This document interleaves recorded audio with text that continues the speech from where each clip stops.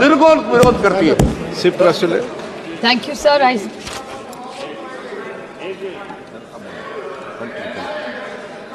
Sir, on behalf of the Nationalist Congress Party SP, I oppose the 129th Constitution Amendment Bill.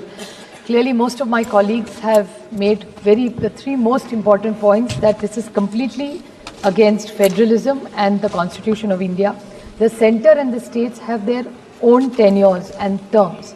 So I think to mix the two is not fair, because the Article 356, because just last week, sir, we debated Article 356, and in the case of S.R. Bommai versus the Constitution of India, dissolving of assemblies was something which both sides have objected, and both sides have done it. So if we object to this, why are we giving this authority to the Election Commission to dissolve assemblies who are elected for 5 years? So I think to break away these tenures is completely objectionable, and India is a union of states. Central government cannot. Cooperative federalism is something which we are so proud of. So I request the Honorable, the Government of India, either to withdraw the bill or send it to a joint parliamentary committee, so we have a detailed discussion, and we'll be happy to support as long as it comes to a joint parliamentary committee. Thank you, sir. संक्षिप्त में बोलना श्रीकांत जी, सब संक्षिप्त में बोलो भाई। धन्यवाद अध्यक्ष जी। आज मैं अपनी पार्टी दादा बेटी आपको मिला नहीं, इसलिए हमें भी आप वंचित मत कीजिए, बस एक्सप्रेस करना चाहते हैं हम भी। मैं आज अपनी पार्टी। माननीय अध्यक्ष जी, माननीय सदस्य बालू साहब ने कहा कि इसको जेपीसी को दे देना चाहिए। जब ये संविधान सुधार का विधेयक, संवैधानिक संशोधन जब कैबिनेट में चर्चा में आया, तब प्रधानमंत्री जी ने स्वयं मंशा व्यक्त करी थी कि इसको जेपीसी को देना चाहिए। इस पर विस्तृत चर्चा सभी स्तर पर होनी चाहिए। इसलिए मुझे लगता है कि इसमें सदन का ज्यादा समय जाया करे बगैर, अगर मंत्री जी कहते हैं कि इसको जेपीसी को सौंपने के लिए वो तैयार है, तो जेपीसी में सारी चर्चा होगी, और जब जेपीसी के रिपोर्ट के आधार पर कैबिनेट इसको पारित करेगी, तब भी फिर से चर्चा होनी है। तो मैं मानता हूं कि माननीय मंत्री जी अगर जेपीसी में रखने की इच्छा व्यक्त करते हैं, तो यहीं पर एक चीज समाप्त हो जाएगी। अध्यक्ष जी, जो ये चर्चा हुई है, इसका जवाब देने के बाद जो नियम 74 है, जिसमें मैं एप्रोप्रिएट जो मोशन ला करके और जेपीसी के गठन का प्रस्ताव निश्चित रूप से करूंगा, निश्चित रूप से जेपीसी के गठन का प्रस्ताव करूंगा। रूल 74 के तहत जेपीसी के गठन का प्रस्ताव है और सरकार की इच्छा भी है। श्रीकांत शिंदे जी संक्षिप्त में, मैं सबको बोलने का मौका दूंगा, लेकिन एक मिनट में अपनी बात करें, विषय पर समाप्त कर दे। आपके दल के लोगों ने डिटेल बोल दिया। श्रीकांत शिंदे जी, आज मैं अपनी पार्टी शिवसेना की तरफ से 129 कॉन्स्टिट्यूशन अमेंडमेंट बिल और यूनियन टेरिटरीज अमेंडमेंट बिल पर बोलने के लिए खड़ा हूँ। मैं शिवसेना और हमारे नेता एकनाथ शिंदे जी की तरफ से इस बिल का पूरी तरीके से समर्थन करता हूँ, और आज यहाँ पर विपक्ष वाले 6 महीने से हर एक मुद्दे को असंवैधानिक बताने की कोशिश यहाँ पर कर रहे हैं।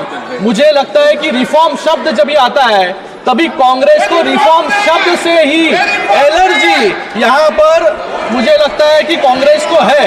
यहाँ पर सभी लोग संविधान की बात कर रहे हैं सर, हर एक व्यक्ति यहाँ पर उठकर संविधान समझा रहा है। मुझे लगता है, मैं इनको याद दिलाना चाहूंगा कि 1975 में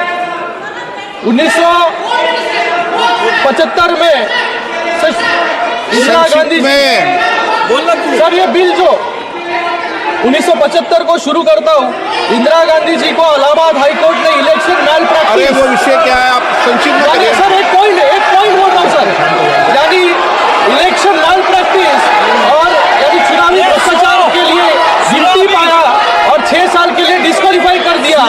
उस जज के साथ कैसा व्यवहार हुआ, ये पूरा देश यहाँ पर जानता है, और सिर्फ 3 दिन में 29वां संविधान संशोधन लाकर प्रधानमंत्री, राष्ट्रपति और लोकसभा अध्यक्ष